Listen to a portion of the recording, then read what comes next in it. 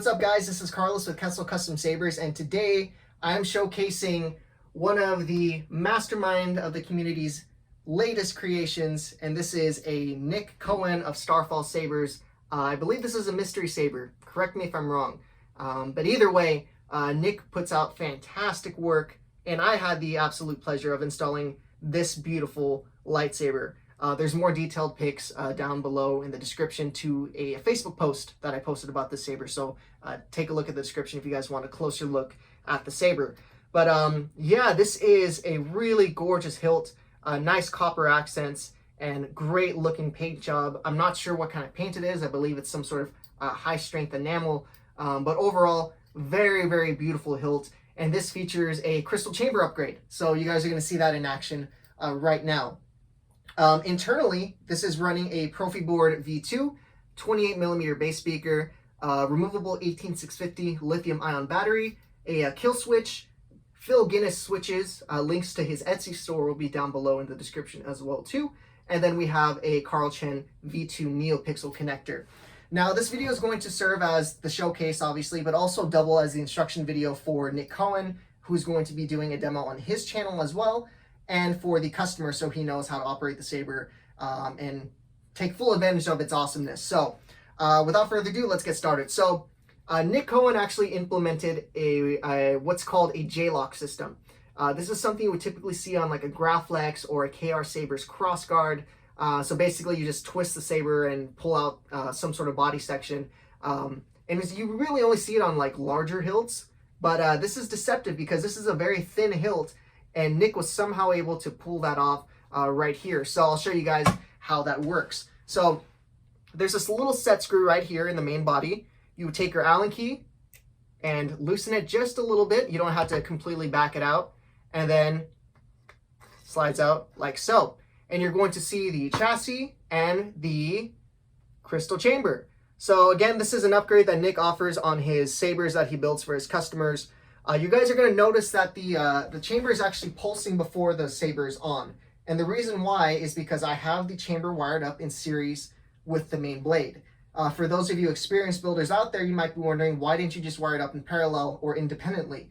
Main reason is cable management. I wanted to make sure I could keep the build as clean as possible, and wiring it up in series in this instance was the best route. So this allowed me to utilize what's called a sub-blade on the Proffieboard V2.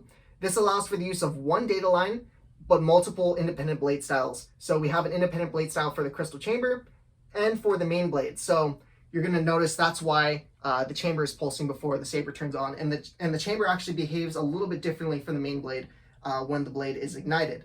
So similarly, I also have gesture controls loaded onto the saber. So you would basically swing the saber on or twist the saber off. You can of course still use the buttons right here for things like the auxiliary effects, power, and playing tracks as well too. So I'm going to show you guys what the saber sounds like without the main body on, and then I'll go ahead and chuck the main body on, tighten it, and then put in a testing blade. I actually thought ahead and made myself a small 11-inch testing blade so I could swing around freely in this little small workspace that I have. So let's go ahead and show you guys the gesture controls and what it sounds like. This is StarFall. This is one of Nick's customer sound fonts that he includes with these customer builds.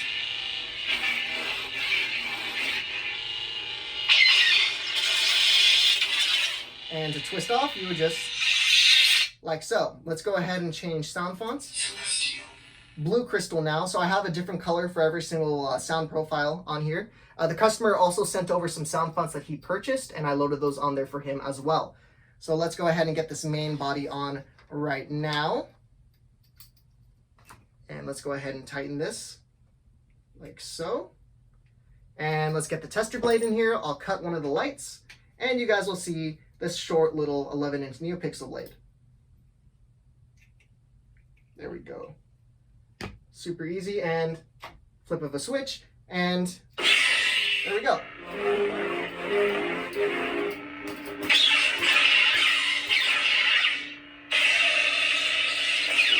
And let's twist it off. Oh no, I burned my hand. Okay, and let's go ahead and play a track.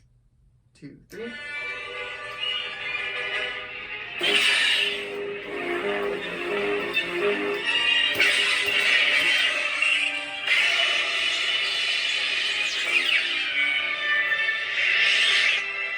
really, really loud. And this isn't even at max volume. Here's another sound font. Let's do one more sound font and then we'll go ahead and call it for today. Nice light purple blade. And yeah, this testing blade is a smart move on my part.